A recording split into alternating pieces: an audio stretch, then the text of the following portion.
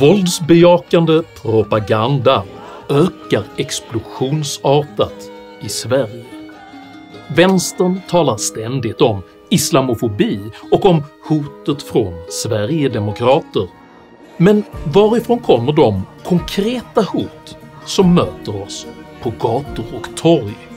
Hur ser egentligen Socialdemokraternas förhållande till sitt palestinska systerparti Fatah ut? Och vad händer med ett samhälle som bortser från hot om de kommer från fel grupp? Dessa frågor tar jag upp i veckans video om vänsterns falska antirasism. Tycker du att detta ämne är betungande så vill jag även passa på att uppmana dig att se de 4 avsnitten av mitt nya intervjuprogram 100% som alla ligger ute på min YouTube-kanal just nu.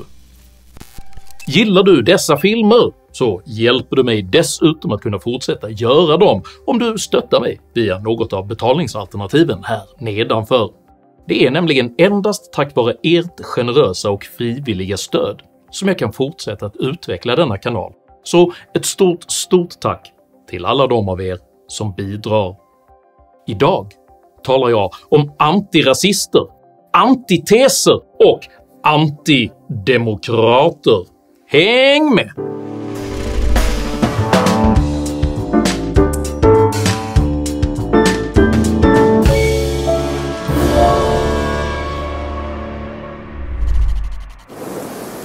I'm the bad guy? Yeah.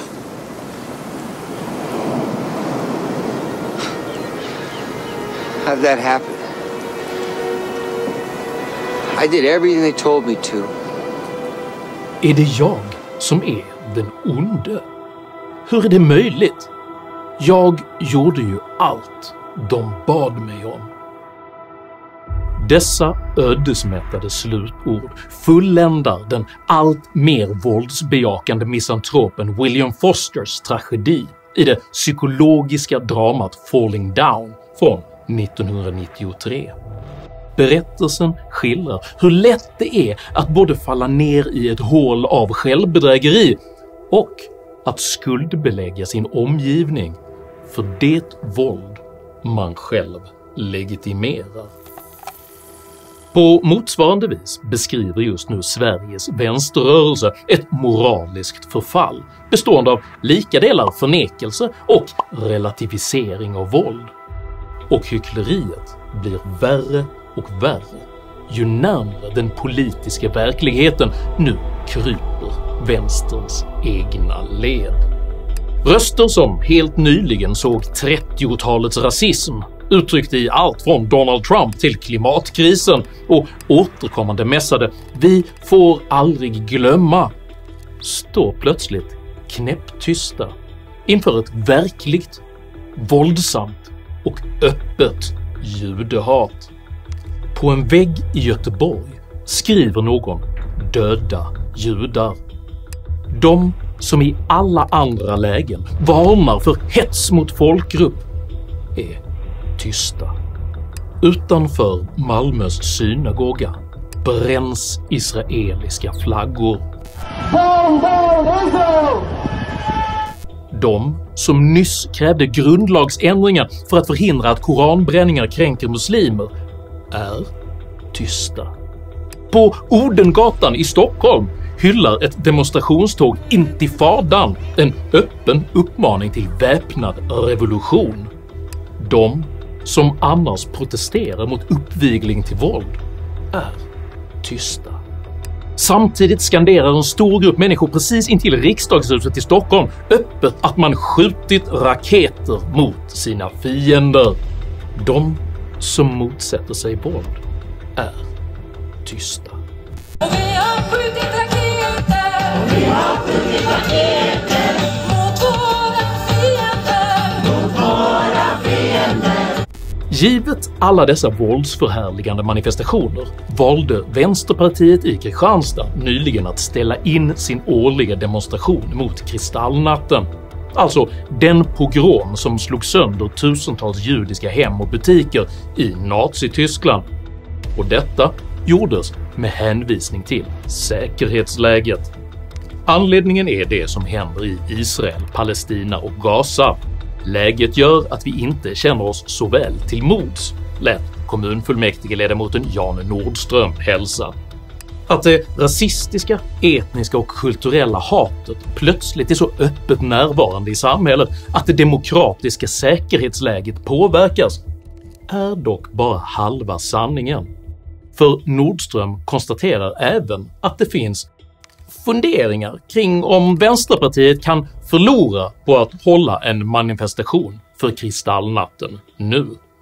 Faktum är att Vänsterpartiet redan tidigare inlett en ideologisk breddning av pogromens offer, bland annat med formuleringen “Den 9 november, Kristallnatten, arrangerar vi ett fackeltåg.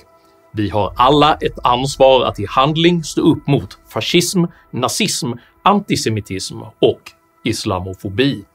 Detta följs av ett inrikespolitiskt ställningstagande mot Sverigedemokraterna.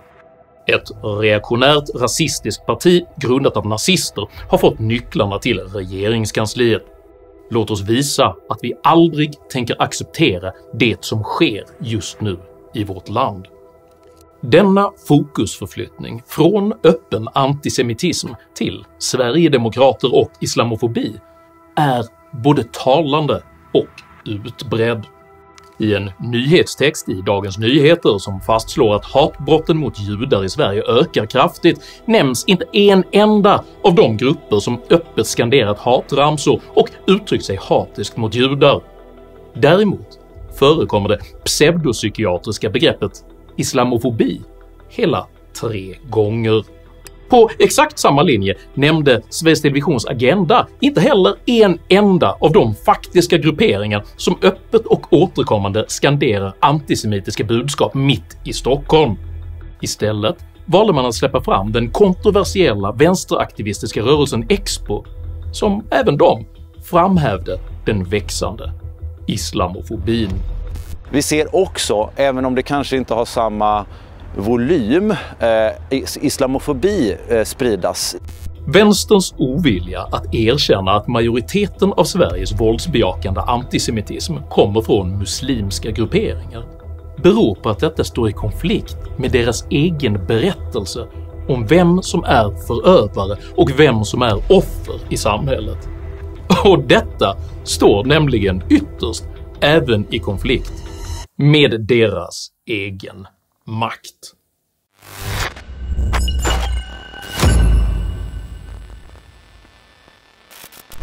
Ett av de mest flagranta exemplen på hur den politiska vänstern allierat sig med etiskt tveksamma grupperingar är Socialdemokraternas relation till sitt palestinska systerparti Fatah. Rörelsen Fatah är en socialistisk kamporganisation som grundades i slutet av 1950-talet av bland andra den politiska aktivisten Yassir Arafat. Arafat odlade nära relationer med bland andra DDRs politiska ledare Erich Honecker och introducerades för den socialdemokratiske statsministern Olof Palme 1974. Vänskapsbanden mellan Palme och Arafat ledde till ett så fördjupat samarbete att Socialdemokraterna och Fatah kom att beskriva varandra som systerpartier i kampen mot det imperialistiska och kapitalistiska förtrycket. I ljuset av detta nära samarbete kallade även partiledare Stefan Löfven under Socialdemokraternas partikongress 2013 Fatah för sitt kära systerparti. Our dear sister party Fatah, a party that has been represented here at our Congress for decades. 2 år senare utnämndes Sveriges försvarsminister Peter Hultqvist till kommendör av palestinska förtjänstordern, och året efter tilldelades Sveriges utrikesminister Margot Wallström ordern Grand Star of Jerusalem, vilken enligt Fatahs reglemente tilldelas en soldat som har utfört en framstående handling. Denna kärleksfulla systerskapsrelation mellan Fatah och Socialdemokraternas toppskikt underströks 2018 av tidigare utrikesminister Ann Linde, och fullföljdes helt nyligen av oppositionsledaren Magdalena Andersson som en dryg vecka efter Hamas terrorattack mot Israel försvarade sitt samarbete med Fatah. Socialdemokraternas partiledare anser inte att hennes parti behöver ompröva några linjer i inställningen till Israel och Palestina. Vi samarbetar med Hamas främsta politiska motståndare. Nyligen offentliggjordes dock material som gör gällande att en av Fatahs väpnade grenar aktivt deltagit i Hamas terrorattack.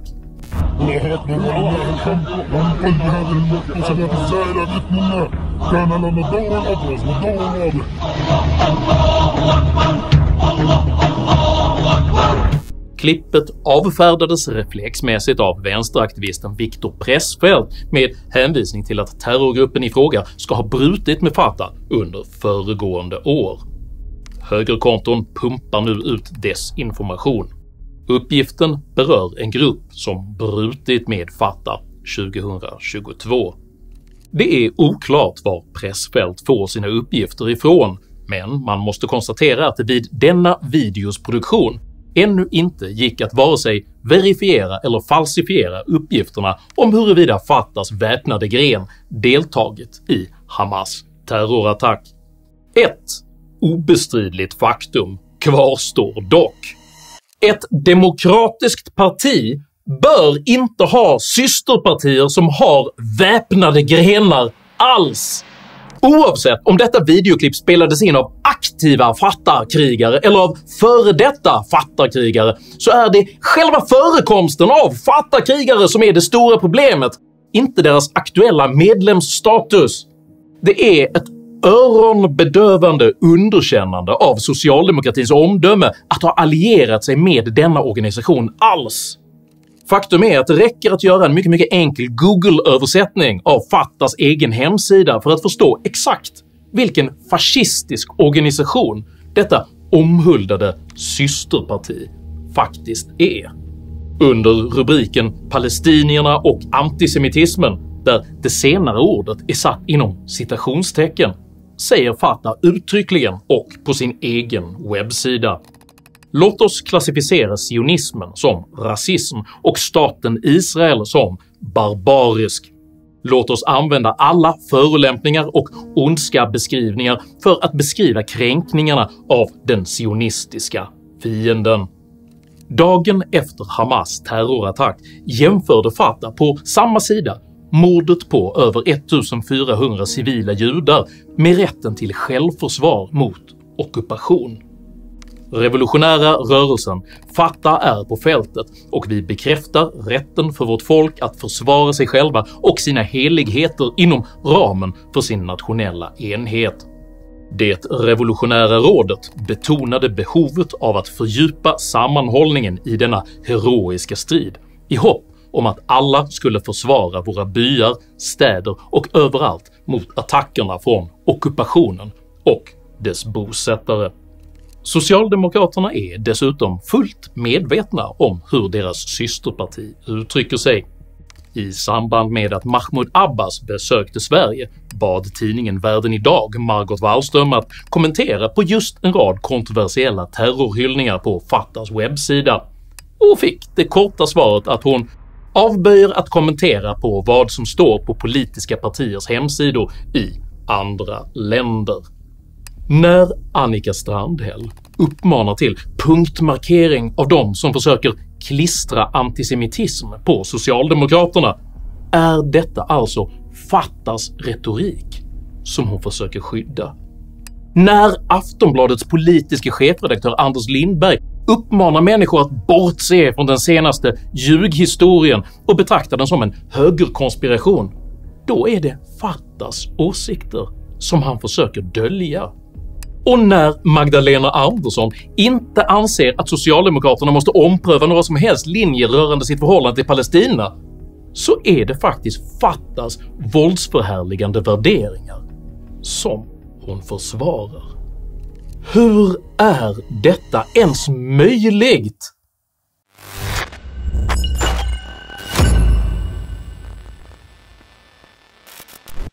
Medan tusentals islamister tågar på skandinaviska gator och skanderar att man vill styras av Koranen och islam och öppet uppmanar till jihad, då väljer den samlade svenska vänstern att lyfta fram ett 30 år gammalt klipp med en handfull ungdomar som lajvar Tredje riket och presenterar detta som Sveriges största antisemitiska hot. Den politiska opportunismen är här så osminkat cynisk att man baxnar och gör det helt tydligt att Heidi Fried och andra judars åsikter, välfärd och trygghet bara var intressant för vänstern så länge de kunde användas som tillhyggen mot ett eventuellt borgerligt regeringsalternativ. Att det historiskt förekommit rasistiska och antisemitiska strömningar inom praktiskt taget alla politiska partier är välkänt. I detta klipp från en socialdemokratisk valfilm från 1946 roffar exempelvis en nidbild av juden guldpengar ur moder Sveas skattkista. Och så sent som 1965 sa den socialdemokratiske statsministern Tage Erlander så här: “Vi svenskar lever ju i en så oändligt mycket lyckligare lottad situation. Vårt lands befolkning är homogen. Det är inte bara i frågan om rasen, utan också i många andra avseenden.” Detta är inget att göra ett nummer av, för ingen rimligt insatt människa kan tro att något av Sveriges nuvarande riksdagspartier på allvar skulle företräda rasistiska, antisemitiska eller våldsbejakande ideal. De enda som på allvar företräder dessa förkastliga ideal i dagens Sverige är de grupper som just nu på gator och torg sjunger sånger om att skicka raketer, som hyllar intifadan och som uppmanar till jihad. Men att det är just där som den verkliga rasismen, fascismen och våldsuppviglingarna kommer ifrån kan inte erkännas av vänstern, eftersom det är deras egna väljare. Kraven på att Malmös kommunstyrelseordförande Katrin Stjernfeldt Jammeh skulle ta avstånd från flaggbränningen utanför synagogan möttes av kompakt tystnad. Vid de manifestationer som hållits till stöd för Malmös judar har just Vänsterpartiet och Socialdemokraterna konsekvent avstått från att delta. Istället ställer Vänsterpartiet in sin demonstration till stöd för judarna eftersom partiet kan förlora på det, och låter sin ordförande i Göteborg publicera en dikt som manar till kall hämnd mot Israel. Och anledningen till allt detta är att den svenska vänstern nu har accepterat att dessa rörelser är deras framtid och att de är fullt beredda att göra dem till hela det svenska folkets framtid också, om det är vad som krävs för att vänstern ska få behålla makten. Därför varnar man ständigt för abstrakt islamofobi och ett diffust uppfattat hot från Sverigedemokrater, samtidigt som man är knäpptyst rörande den verkliga våldsbejakande antisemitism och auktoritära teokrati som i detta nu faktiskt hotar de västerländska liberala demokratierna på riktigt. Vi ska styra Koran. Vi ska styra Sveriges land. Vi ska Men i någon själslig vrå, hos ännu inte helt genomsyniska vänsterföreträdare, måste just nu en orolig liten röst viska: är det vi som är de onda? I'm the bad guy? Ja. Hur är det möjligt? How'd that happen? Vi gjorde ju allt de bad oss om. I did everything they told me to.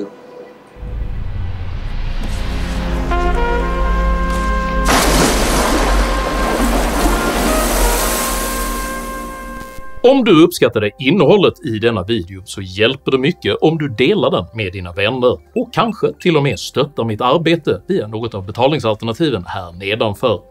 Dela även gärna med dig av dina egna åsikter och erfarenheter i kommentarsfältet, men jag ber dig att alltid vara artig. Jag accepterar inte aggression personpåhopp eller rasism i mina idédrivna kommentarsfält, så tack för att du som kommenterar respekterar detta. Jag heter Henrik Jönsson och jag vill exponera vänsterns falska antirasism. Tack för mig och tack för att du har lyssnat.